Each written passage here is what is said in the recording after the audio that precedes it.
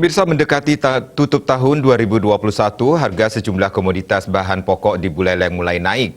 Harga cabai misalnya kini mencapai Rp80.000 tiap kilogram. Sebelumnya harga cabai di pasar tradisional berkisar antara Rp50.000 sampai Rp75.000.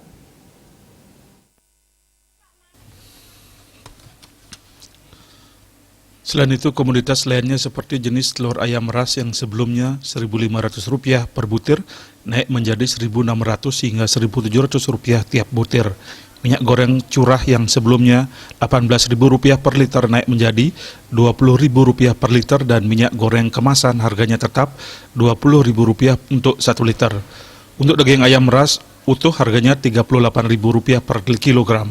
Daging babi masih tetap di kisaran Rp100.000 per kilogram, termasuk harga daging sapi masih berada di kisaran Rp110.000 per kilogram. Meskipun terjadi kenaikan harga dari hasil pantauan oleh Dinas Perdagangan, Perindustrian dan Koperasi Usaha Kecil Menengah, Buleleng menunjukkan stok ketersediaan bahan pokok sejauh ini masih terbilang aman.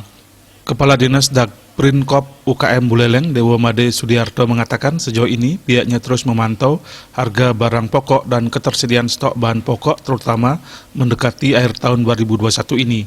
Upaya dilakukan dalam menjaga stabilitas harga dan ketersediaan dengan memantau harga, memantau ketersediaan stok termasuk pendistribusian barang pokok pada beberapa agen di Buleleng yang akan tetap diawasi. Dari pemantauan itu, Sudiarto menyebut ketersediaan bahan kebutuhan pokok masih cukup dan harga terpantau relatif stabil.